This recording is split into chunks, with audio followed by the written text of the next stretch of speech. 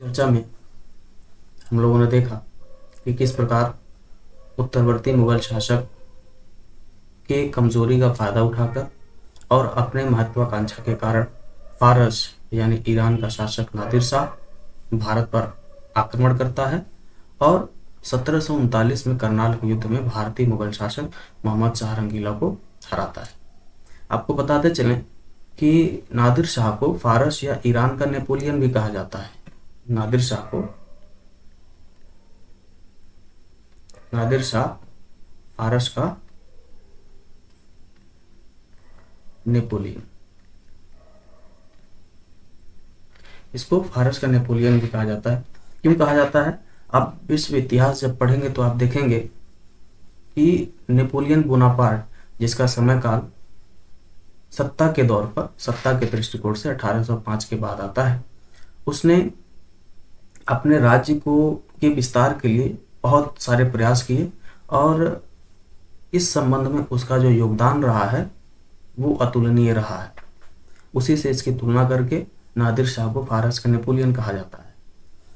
और इतिहासकारों ने लिखा है कि नादिर शाह ने भारत से 70 करोड़ रुपए, लगभग 70 करोड़ रुपए की संपत्ति की लूटपाट करता है और तख्त ताउश और कोहिनूर हीरा यहाँ से लूट करके अपने देश वापस चला जाता है। और इस बात को भी इतिहासकारों ने लिखा है कि जब ये यहाँ से जा रहा था तो दिल्ली की सत्ता पर फिर से किसे बिठा देता है? मोहम्मद शाह रंगीला को दिल्ली की सत्ता पर बिठा देता है।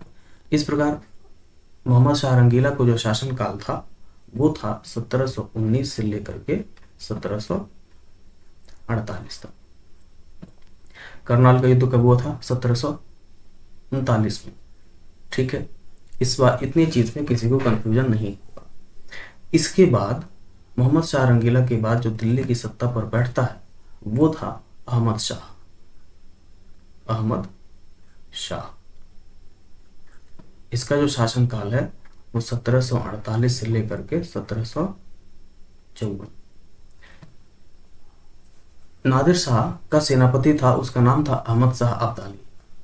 नादिर शाह के बाद अब्दाली जो है वो अफगानिस्तान का शासक बनता है और उस अब्दाली ने भारत पर लगभग 7 बार हमले किए हैं, 7 बार आक्रमण किया है और भारत से संपत्ति लूट करके अपने देश ले गया है। और इतिहासकारों में इस बात को लेकर मतभेद है कि जब अब्दाली ने भारत पर आक्रमण किया था पहली बार तो भारत का शासक कौन था? कुछ इतिहासकार मोहम्मद शाह रंगीला को शासक बताते हैं, कुछ इतिहासकार अहमद शाह को शासक बताते हैं। तो अहमद शाह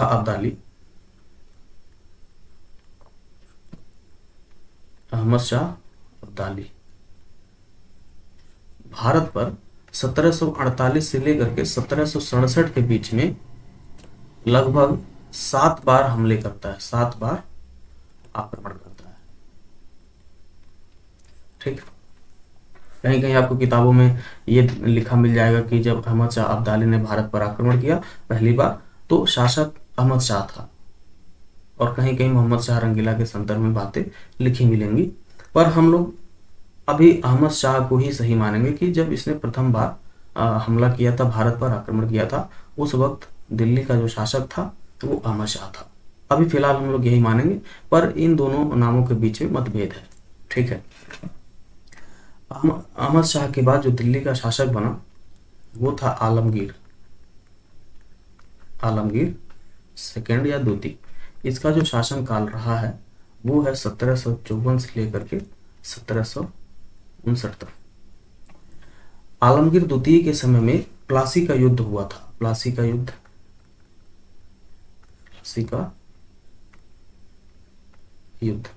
कब से कब हुआ था? 1757। और ये वही प्लासी का युद्ध है जो बंगाल में जब भारतीय हार जाते हैं, यानी बंगाल का नवाब सिराजुद्दौला हार जाता है, तो अंग्रेजों को कुछ क्षेत्रों का राजस्व अधिकार प्राप्त होता है। और इस प्रकार यह कहा जा सकता है कि प्लासी का युद्ध भारत में अंग्रेजों को पैर रखने की जगह देता है। और इसके बाद 1764 में बक्सर का युद्ध होगा, जिसमें भारत के जो उस तत्कालीन समय की 3 महत्वपूर्ण शक्तियां थी, बंगाल का मीर कासिम और केंद्रीय शक्ति यानी शाह आलम द्वितीय और अवध का नवाब शुजाउद्दौला, ये तीनों लोग मिल करके अंग्रेजों से लड़ते हैं और 1764 में बक्सर के युद्ध में इन तीनों की हार होती है। और अंग्रेज जीतने के बाद इस प्रकार इतिहासकारों ने लिखा है कि प्लासी का युद्ध भारत में अंग्रेजों को पैर रखने की जगह देता है, किंतु जो बक्सर का युद्ध था उन्हें दिल्ली तक का रास्ता देता है। ठीक है, इसकी चर्चा हम लोग आगे करेंगे, लेकिन अभी फिलहाल ये जानना समीचीन है कि आलमगीर द्वितीय के समय में प्लासी का युद्ध हुआ था। इसके बाद जो शासक बनता है, इसके बाद जो शासक है वो है शाह आलम द्वितीय। शाह आलम द्वितीय। इसके समय दिल्ली इतनी कमजोर हो गई थी, केंद्रीय सत्ता इतनी कमजोर हो गई थी कि एक कहानी है, दिल्ली के बगल में एक पालम नाम का जगह है, आज भी है, वहां पे कपड़े धोने वालों के बीच में झगड़ा हुआ। वो लोग थे वो जो मुगलों के कपड़े धोया करते थे, ऐसा इतिहास में वर्णन है। कहानी छोटा सा तो मैं सुना देता हूँ कि जो धोबी जात के लोग थे वो शासकों के कपड़े धोते थे, तो जिस नदी पर वो कपड़े धो रहे थे वहां पे दो लोगों के बीच झगड़ा हो जाता है और इस झगड़े को लेकर के वे मुगल शासक तक आते हैं, केंद्रीय सत्ता तक। तो केंद्रीय सत्ता उस वक्त इतना कमजोर था, ये शासक इतना कमजोर था कि उन लोगों की बात शुरू करने से पहले ये कहता है कि आलम का जो शासन काल है, शासन क्षेत्र है, आलम का जो शासन क्षेत्र है वो पालम तक है। यदि घटना पालम के अंदर है, दिल्ली और पालम के अंदर है, तो आप मुझे बताएं, वरना मत बताएं। तो आप इस घटना से इस बात को समझ सकते हैं कि दिल्ली की जो केंद्रीय सत्ता है वो कितनी कमजोर हो गई है कि अपने क्षेत्र को खुद ही छोटा करते हुए जा रही है। इसने इसका स्टेटमेंट है कि आलम का जो शासन है वो पालम तक है। खैर, ये तो कहानी का अंश है, इसको सीरियसली नहीं लेना है, बस ये आपको समझाने के लिए था कि दिल्ली की जो सत्ता है, जो स्थिति है, वो दिन प्रतिदिन कमजोर होती जा रही है। शाह आलम द्वितीय जब गद्दी पर बैठा तो इसका जो शासन काल था 1759 से लेकर के 1806 तक। इसी के शासन काल में 1803 में अंग्रेजों ने दिल्ली पर सत्ता स्थापित कर लिया था। और शाह आलम द्वितीय के समय में कुछ महत्वपूर्ण युद्ध हुए थे, जैसे 1761 में पानीपत का तृतीय युद्ध हुआ था, पानीपत का तृतीय युद्ध। इसी के समय में 1764 में बक्सर का युद्ध हुआ था, बक्सर का युद्ध। हम लोग बक्सर के युद्ध को विस्तार से पढ़ेंगे, फिलहाल यहाँ बस इतना जानना उचित होगा कि बक्सर के युद्ध में अभी ऊपर हमने चर्चा भी किया कि भारत की जो तत्कालीन 3 महत्वपूर्ण शक्तियां थी वो अंग्रेजों से हार जाती हैं, और इस प्रकार यह सिद्ध हो जाता है, ये सिद्ध होता है कि भारत पर कौन शासन नहीं करेगा। यानी ये तीनों लोग जो सत्ता के दावेदार बन सकते थे वो तो अब शासन नहीं करेंगे, इस बात का निश्चय हो जाता है। और आगे हम लोग बक्सर के युद्ध को विस्तार पूर्वक पढ़ेंगे। ये वही युद्ध है जिसने बंगाल में द्वैध शासन की स्थापना की थी, और कहा जाता है कि इस युद्ध के बाद 1765 में इलाहाबाद की संधि हुआ, इलाहाबाद की संधि, और इसी संधि के बाद भारत से पैसों यानी रुपए पैसे यानी धन का जो प्रवाह है वो ब्रिटेन की तरफ बहुत तेज गति से हुआ, और इसी को जो धन का जो प्रवाह था, धन प्रवाह लिख दे रहे हैं, धन प्रवाह ब्रिटेन की तरफ बहुत तेज गति से हुआ, ब्रिटेन की तरफ, और इसी को भारत की लूट कहा गया, भारत की लूट कहा गया। ठीक है, शाह आलम द्वितीय के संदर्भ में यह भी जानना जरूरी है कि ये हमेशा दिल्ली से दूर ही रहा, क्योंकि इसे अपने ही वजीर से जान का खतरा रहता था, इसलिए इसको बिना मुकुट का शासक भी कहा जाता है। माफ करना, पैड हैंग कर रहा है चूंकि लैपटॉप पे काफी लोड है इस समय। है, आगे बढ़ते हैं लोग। 1764 में जब बक्सर का युद्ध होता है और शाह आलम द्वितीय की जो गुट थी, 3 लोगों का जो गुट था वो हार जाते हैं, तो अंग्रेजों ने शाह आलम द्वितीय को नजरबंद कर लिया। नजरबंद का मतलब ये था कि इन्हें एक जगह रख दिया गया, यानी इलाहाबाद के किले में ये थे। नजरबंद का ये कतई मतलब नहीं है कि उन्हें एक कमरे में बंद कर दिया गया या एक घर में बंद कर दिया गया। यहाँ पे नजरबंद का ये मतलब है कि ये हर जगह जा आ सकते हैं, लेकिन शासन से संबंधित जो निर्णय लेने थे वे अंग्रेजों से पूछे बगैर ये नहीं ले सकते थे। यहाँ नजरबंद का मतलब ये है। तो युद्ध में हारने के बाद शाह आलम द्वितीय को अंग्रेजों ने नजरबंद कर लिया और पेंशन देना शुरू किया। इस प्रकार ये कहा जा सकता है कि पेंशन पर आश्रित अंग्रेजों के पेंशन पर आश्रित होने वाला प्रथम शासक ये था। आश्रित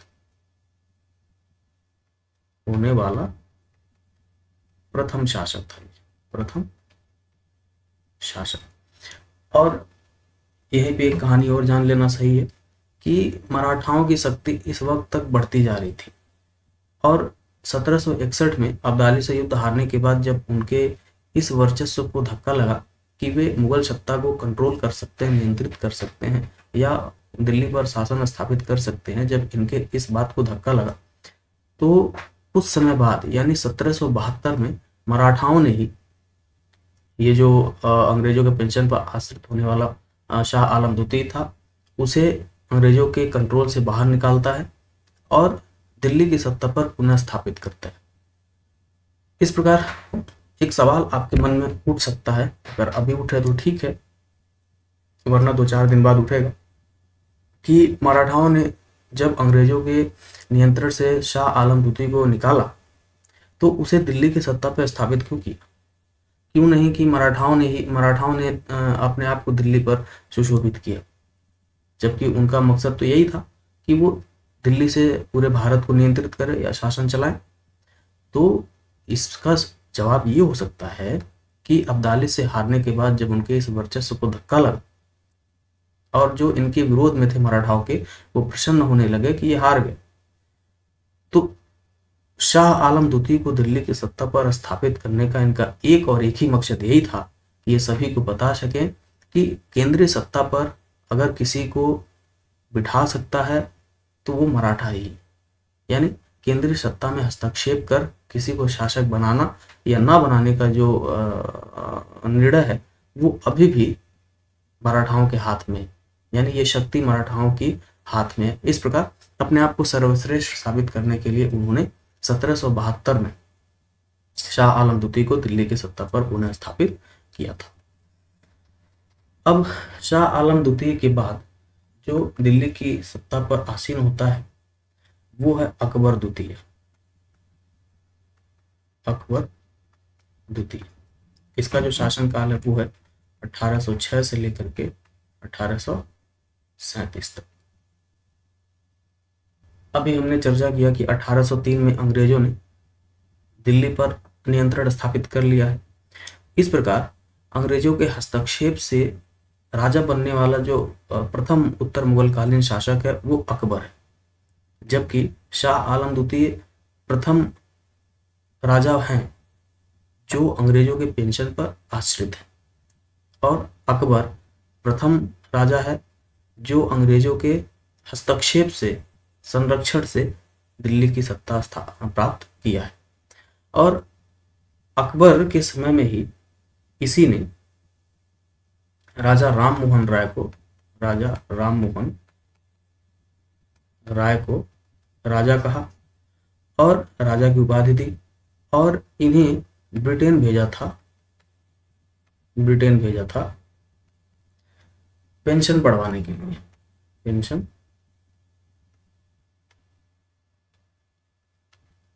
पेंशन बढ़वाने के लिए। और राजा राम मोहन राय की मृत्यु उसी वक्त होती है ब्रिटेन में ही, ब्रिटेन के ब्रिस्टल जगह पर और यहीं पर इनकी समाधि है। राजा राम मोहन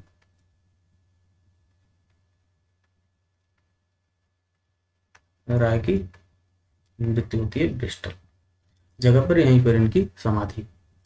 अकबर द्वितीय के बाद जो शासक बनता है वो है बहादुर शाह द्वितीय। पेन चेंज कर लेते हैं।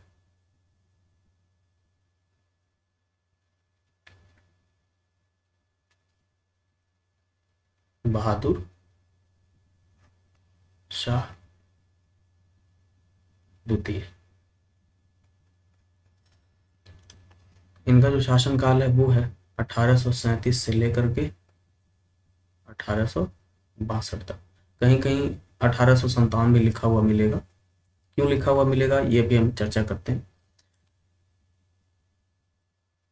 बहादुर शाह प्रथम की जो रुचि थी वो कविताओं में ज़्यादा थी, और इसलिए इनका ये जो अपना लेखन कार्य करते थे वो जफर नाम से करते थे। अतः जफर को इनका पेन नेम कहते हैं, पेन नेम, पेन, ठीक है। इसका मतलब बहादुर शाह द्वितीय को ही बहादुर शाह जफर कहा जाता है। इन्हीं के समय में 1857 की महत्वपूर्ण क्रांति हुई थी। और इसकी चर्चा करते वक्त हम लोग इस बात पर भी चर्चा करेंगे कि मेरठ के सैनिक किस प्रकार दिल्ली आए, और 11 मई को बहादुर शाह प्रथम को 1857 की क्रांति का नेतृत्वकर्ता के रूप में उनको अपने साथ जोड़ने के लिए आह्वान किया था। 1857 के विद्रोह के बाद अंग्रेजों ने इन्हें रंगून निर्वासित कर दिया था, रंगून निर्वासित किया, और यहीं पर 1862 में इनकी मृत्यु होगी। अब ये चीज आपको समझ आ गया होगा कि कहीं कहीं 1857 क्यों लिखा है, क्योंकि 1857 में क्रांति में इन्होंने महत्वपूर्ण भूमिका निभाया था, नेतृत्व की कमान इनके हाथ में थी, और इसके बाद इनको रंगून निर्वासित कर दिया और 1862 में इनकी मृत्यु हो गई। तो जो इनके शासन काल को लोग मानते हैं 1862 को इनकी मृत्यु को लेकर के मानते हैं, 1857 जो मानते हैं वो क्रांति में इनकी महत्वपूर्ण भूमिका को लेकर मानते हैं। इस प्रकार ये मुगल साम्राज्य के अंतिम शासक थे, अंतिम मुगल शासक, ठीक है। इस प्रकार हम लोगों ने उत्तर मुगल कालीन शासकों के बारे में अपना अध्ययन किया, और हमें लगता है काफी विस्तृत अध्ययन किया हम लोगों ने।